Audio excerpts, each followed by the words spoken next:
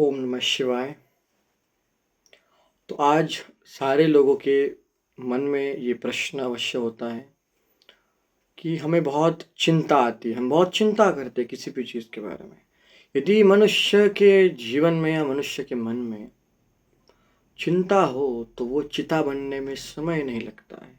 इसलिए कहा जाता है चिंता मत करो, चिंतन करो ईश्वर का चिंतन करो, ईश्वर का स्मरण करो।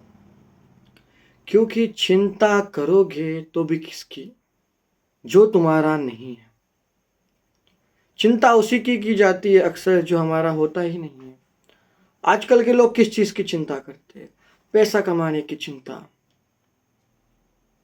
हमारा कैसा होगा, हमारे बच्चों का कैसा होगा, इस बात की चिंता। आने वाले समय में हमारे पास क्या रहेगा अथवा हमारे पास क्या नहीं रहेगा, इस चीज की चिंता। क्या हमारे पास जितने पैसे हैं उसमें हमारा गुजारा हो पाएगा, इस बात की चिंता। आज जल्दी नल का पानी जाने वाला है, इस चीज की चिंता। आज जल्दी लाइट जाने वाली, इस चीज की चिंता। हमें अच्छा खाना नहीं मिला, इस चीज की चिंता। क्या आप मर जाओगे, इस चीज की चिंता। चिंता चिंता करते करते कब चिंता की चिता हो जाती है, मनुष्य यही बात को जान नहीं पाता है अथवा यही बात को पहचान नहीं पाता है। इसलिए मनुष्य जीवन में मनुष्य चिंता को ज्यादा महत्व देता है। और काफी योगी, काफी साधु संत कहते हैं कि तू चिंता से ज्यादा भगवान का चिंतन कर। चिंतन से तुझे वो प्राप्त होगा जो तुझे चिंता से प्राप्त नहीं होगा। चिंता जब तक तू जिंदा है तब तक तू चिंता कर पाएगा, मरने के बाद भी तू चिंतन कर पाएगा। जीते जी तू चिंतन कर ले, मरने के बाद भी तू चिंतन ही करेगा। क्योंकि जो चिंतन करता है, चिंतन में भगवान के नाम का बार बार स्मरण किया जाता है, उनको मृत्यु नहीं होती। उनके शरीर को मृत्यु होती है, उनको मृत्यु नहीं होती। और जो अन्य लोग होते हैं जो चिंता के कारण मर गए, वो तो भटकते रहते हैं। इसलिए कहते हैं कि चिंता बहुत बुरी चीज है। चिंता का चिता ही होना है। चिंतन करोगे तो उसमें से तुमको ईश्वर मिलेगा, परमात्मा की अनुभूति होगी, परमात्मा तत्व तुम्हें प्राप्त होगा यदि तुम चिंतन करते हो तो। चिंतन करना कोई मुश्किल काम नहीं। मन ही मन में किसी के प्रति ना कोई घृणा हो, ना किसी के प्रति कोई विचार, मात्र भगवान शिव की आराधना का है विचार। काफी लोग ये बात को भी लेकर चिंतित होते हैं कि क्या हम भगवान की पूजा को करते हैं, कहीं हम हमारा समय तो व्यर्थ नहीं कर रहे, क्या सच में भगवान होता है, इस बात में भी चिंता। सोच, चिंता का निर्माण कहाँ से हुआ है? सोच से ही चिंता का निर्माण हुआ। जितना ज्यादा आप सोचते हो उतना ज्यादा आपकी चिंता बढ़ती है। इसलिए अपने सोच पर नियंत्रण रखना सीखो। जिस समय तुम तुम्हारी सोच पर नियंत्रण रख लोगे ना, कभी कोई तुम्हें चिंतित नहीं कर पाएगा। जिस समय जो चीज घटित होगी उसी समय वहीं पर उसी चीज को छोड़ देना ही सही। उसके बारे में ज्यादा सोचना बहुत गलत बात है। कृपया करके इन चीजों के बारे में ज्यादा मत सोचिए। ज्यादा सोचोगे तो तकलीफ में आ जाओगे, ज्यादा सोचोगे तो तकलीफ में आ जाओगे। इसलिए जितना हो सकता है उतना चिंतन करिए, चिंता नहीं। चिंतन करने के अनेकों फायदे होते हैं। चिंतन करने से मन एकाग्र रहता है। ज्यादा हम ओवरथिंक, ज्यादा सोच नहीं पाते हैं किसी चीज के बारे में, अथवा ज्यादा सोच हमें नहीं आती है किसी चीज के बारे में। जो चीज होने ही नहीं वाली है उसके बारे में आप सोचते हो, जिसको कहा जाता है भविष्य, और जो बीता गया कल भूत, उसके बारे में आप सोचते हो, वही से चिंता का निर्माण होता है। और लोग ऐसे चीज के बारे में ज्यादा सोचते हैं जो कभी होने ही नहीं वाली होती। चिंता को त्यागो, चिंतन को स्वीकारो। जीवन आपका है और हाथ में भी आपका है। आपको चिंता को स्वीकारना है या चिंतन को? चिंता से बस चिता होगी और चिंतन से प्राप्ति होगी, ईश्वर तत्व की प्राप्ति। ईश्वर तत्व की प्राप्ति कोई साधारण बात नहीं है। ईश्वर तत्व ऐसा तत्व जो इस संसार का मालिक है, इस संसार को जो चला रहा है, इस संसार के सारे वस्तुएं, सारे पंच तत्व जिसके नियम में आते, जिसके अंडर आते, जो इन पर राज करता है, वो ईश्वर है। और उसकी प्राप्ति आपको हो गई तो इस संसार के ऊपर भी आपका कुछ ना कुछ तो अधिकार होगा ही।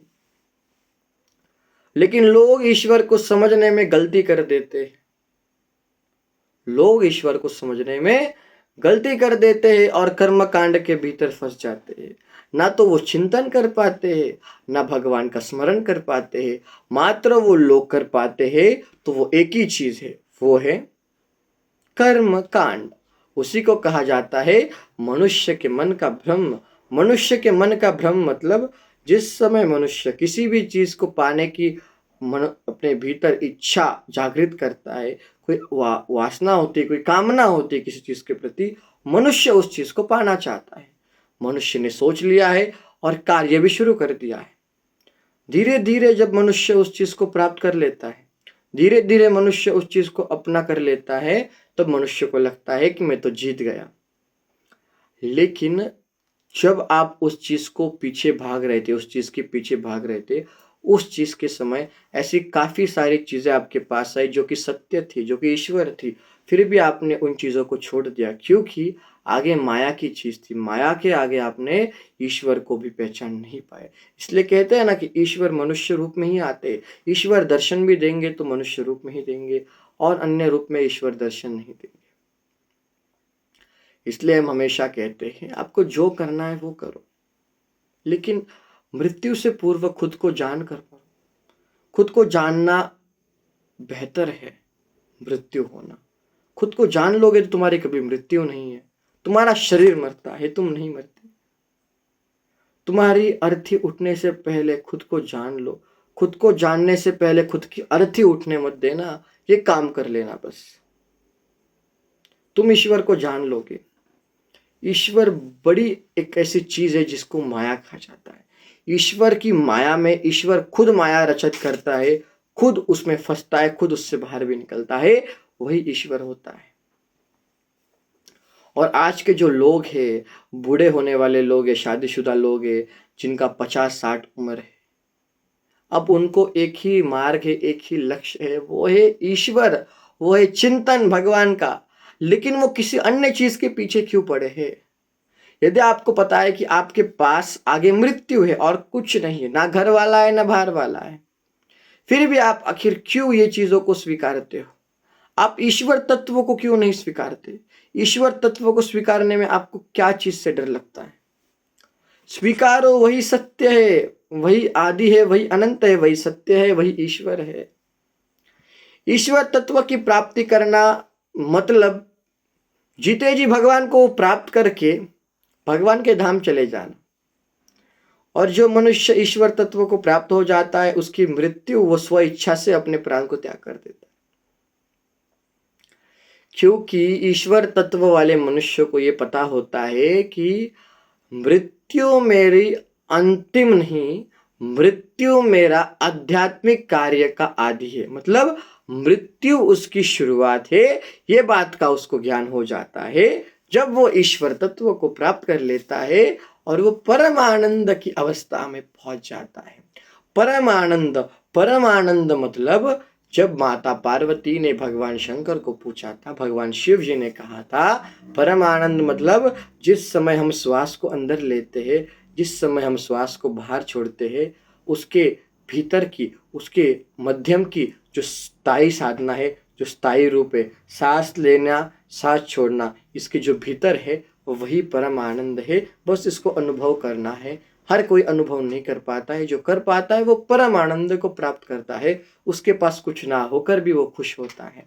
इसी को परम आनंद कहा जाता है। कृपया करके आप सबसे ये की विनंती है कि जो भी आपकी उम्र हो, कम हो ज़्यादा हो, बूढ़े हो, समय नहीं है, चिंतन करो भगवान का। तुम्हारी नैया हमेशा हमेशा के लिए इस संसार के सारे दुखों से पार होकर सुख के किनारे पर चली जाएगी, तुमको वहां तक पहुंचा देगी। वो नौका है भगवान के नाम की। ये माया भरी समुद्र में यदि तुम भगवान के नाम की नौका में बैठोगे तो ही तुम्हारा किनारा नजदीक होगा और तुम उसको पार कर लोगे। तो एक बात याद रखना, चिंता नहीं करनी, चिंतन करना। हर हर महादेव।